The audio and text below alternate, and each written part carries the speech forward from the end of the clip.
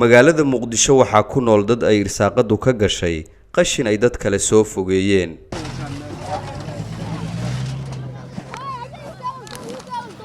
halkani waa goob qashin oo ku taal deegaan xebeedka Jasiira oo qiyaastii 21 kiiloomitir dhinaca koonfur galbeed uga beegan magaalada Muqdisho. maalin kasta inaan ka qaraabto oo watar iyo waxaas ka gurubsada.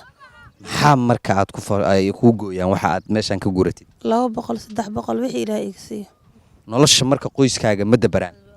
alxamdulillah iskaga noolnahay waa iska babiidaysanaa wixii Ilaahay noo alfa. waayahay caafimaad ahaan sixa ahaan meeshan meel wanaagsan ma hadda aniga waan daqiiqadaha aan joogay dhibaato weyn baan dareemayaa marka maxaa dareentaa aad maalin kasta qiiqaan iyo qashinkaan iyo wax dhibaato ah oo caafimaad ma dareentid?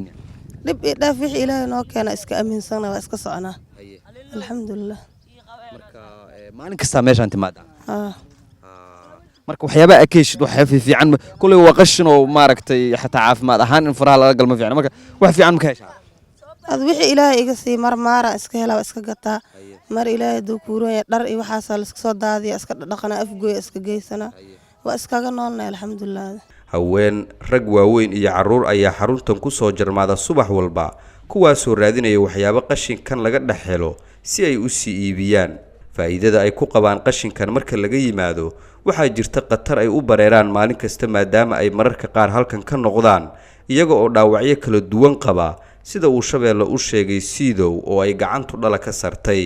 marmar macnaha alxamdulillah iskiga noloshii ma ku filna nolol oo macnaha usbil aadana haasta ma ah kaas ko maalin soo yeelis maalin soo waynays wax meel loogu tooso male. meeshan waa qashin dhalooyin sakiin waxba maaragtay lagu soo turaa mararka qaar dhaawac baa hadda ku gaaray waa ka dhig hay hadda furdhiga ka soo daadaha ha qashinka waa dhala ay sarti tartiib marka waa hadda ma dhala ku jirta dhala ay jirta hay shaqo kale ma isleedahay oo ka muhiimsan waa jirtaa macnaha shaqo kale oo ka muhiimsan waa jirtaa oo nin macnaha oo inaa ku wada ku geeyo masku waxaynaay male daryeel la rabo shaqada lagu wado lagu tusiyo lagu geeyo la rabo ku geeyaa hadii tagtidna macnaha yaa ku yaqaan adi.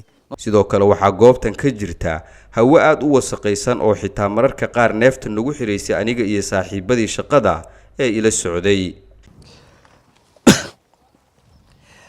sideedaba weliga nolosha laguma halbeegto ama laguma miisaamto dadka ka sareeya waxaa hoos loo fiiriyaa dadka ka hooseeya waayo taasi waxa ay suurtagal u noqonaysaa in aad ku qanacdid qayb ahaan waxa uu alla nolosha ku siiyay.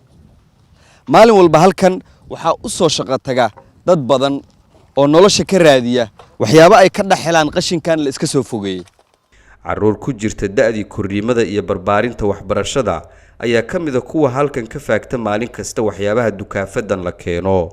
waa ka qaraabnaa baabur alboran oo maado waxa iska yeelnaa waxyaabaha aad ka heshid maxaa ka mid ah qashinkan?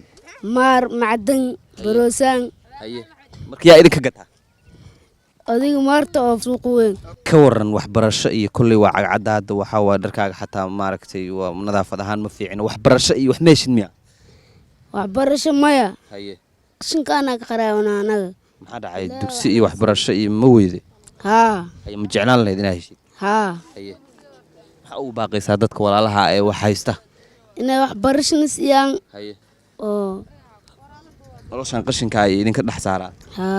noloshu waa dhib badan tahay marka aadanaysan daryeel fiican waxayna kuu kalifaysaa in aad gasho meel walba oo irsaaqadu kaa gasho. Maxamuud Soofaysane, Shabeelle TV, Muqdisho.